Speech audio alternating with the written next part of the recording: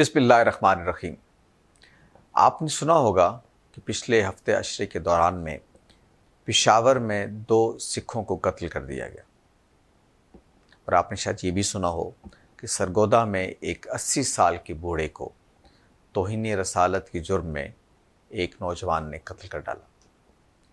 ये वाक़यात बताते हैं कि पाकिस्तान में मजहबी इंतहापसंदी मौजूद है, ख़त्म नहीं हुई, और जहाँ इसको मौका मिलता है ये अपने आप को दिखाती है। ये अफसोसनाक सूरत हाल इस बात का इजहार है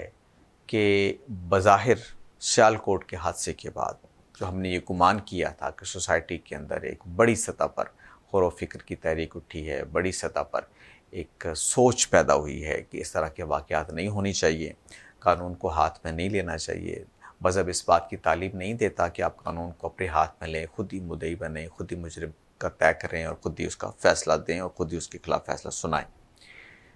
हमने जो बात सीखी वो ये कि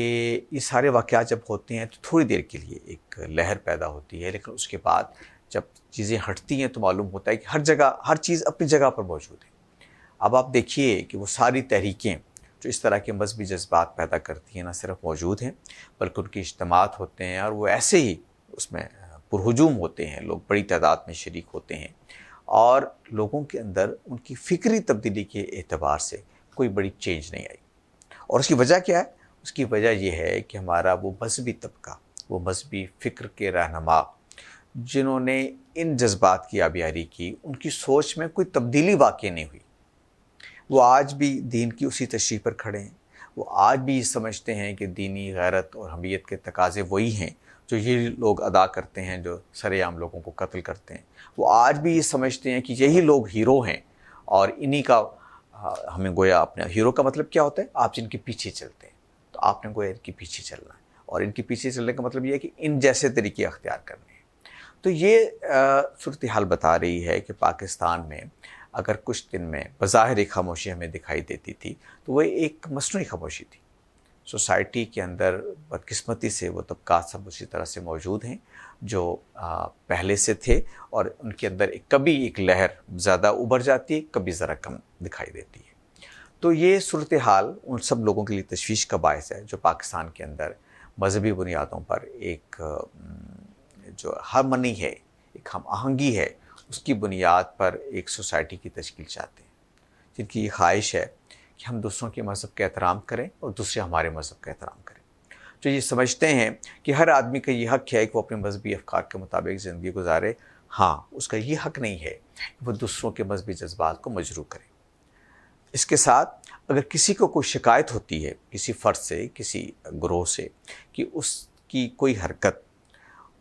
उसके मजहबी जज्बात को मुश्तिल करने, मुतासर करने या उनको मजरूह करने का बायस बनी है, तो वो पूरा ये राइट रखता है कि वो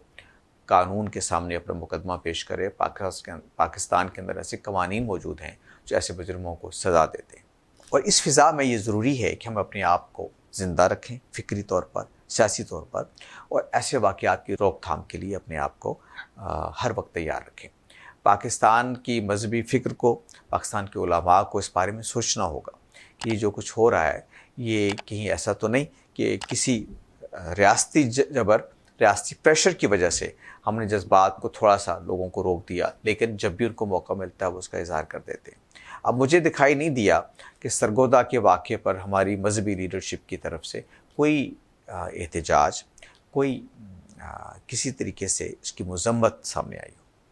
सिखों के कत्ल पे भी मैंने कोई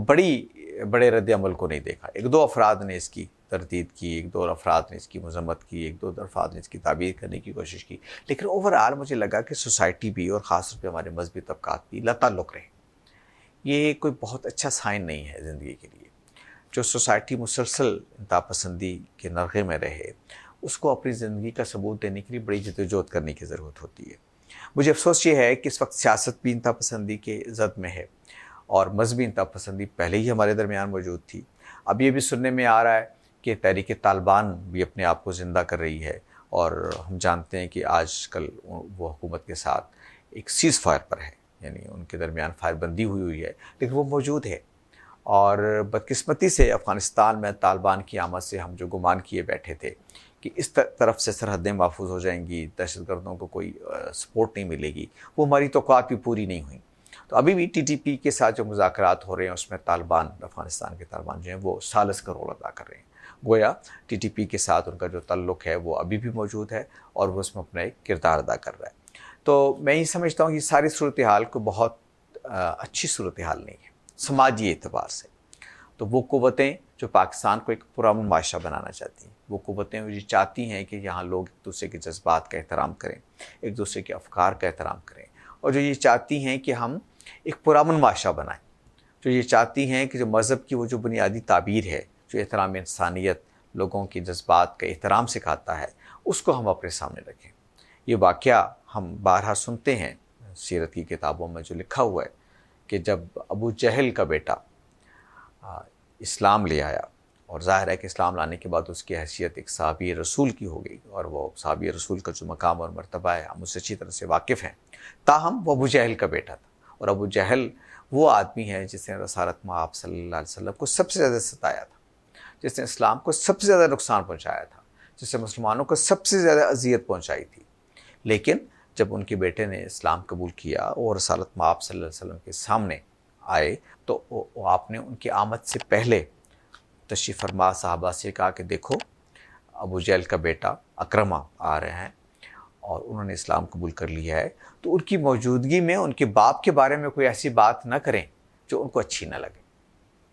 یعنی ابو جہل کے بارے میں بھی بری بات نہ کریں، اس لیے کہ اس وقت ان کا بیٹا ہے، بہرحال اس کو وہ جانتا ہے کہ ان کو باپ کیا تھا، لیکن بہرحال ہے بیٹا، اس کے جذبات مجروح ہو سکتے ہیں۔ کہ جو اللہ کا رسول دوسروں کے جذبات کے احترام کا اتنی نزاکتوں کا خیال رکھتا ہو، اس کی امت کے لوگ اگر اس معاملے میں اتنے لاپرواہ ہو جائیں کہ انسانی جان تک لے لیں، جس کے بارے میں قرآن مجید نے کہا ہے کہ ایک انسان کی جان لینا پوری انسانیت کی جان لینا ہے، تو ہمیں بہت زیادہ متنبہ ہونے کی ضرورت ہے کہ ہم اپنے معاشرے کے اندر ان انتہا پسندانہ رجحانات کو دیکھیں اور اس کو روکنے کی کوشش کریں، دعوت کے ساتھ، تبلیغ کے ساتھ، لوگوں کو ساتھ میل جول میں، لوگوں کو محبت کے ساتھ سمجھائیں کہ قانون کو ہاتھ میں نہیں لیا جاتا، مجرموں کو سزا دینے کا اختیار ریاست کے پاس ہے۔ آپ کے خیال میں کوئی شخص کسی جرم کا شکار ہوا ہے، کسی جرم کا اس نے ارتکاب کیا ہے، تو آپ کو چاہیے کہ آپ اس کے لیے عدالت سے رجوع کریں، قانون سے رجوع کریں۔ تو میں یہ چاہوں گا کہ پاکستان کے اندر معاشرے کی تشکیل کے لیے ہم سب اپنا کردار ادا کریں۔ جو کچھ ہو رہا ہے اس وقت، جیسے میں نے کہا کہ بعض واقعات ہوئے ہیں، یہ ہمیں ایک طرح سے الارم کر رہے ہیں، خبردار کر رہے ہیں کہ ہم اپنے طرز عمل کو بہتر بنائیں، اور وہ جو مسائل ہمارے اندر موجود ہیں ان کو سمجھیں اور ان کو حل کرنے کی کوشش کریں۔ بہت شکریہ۔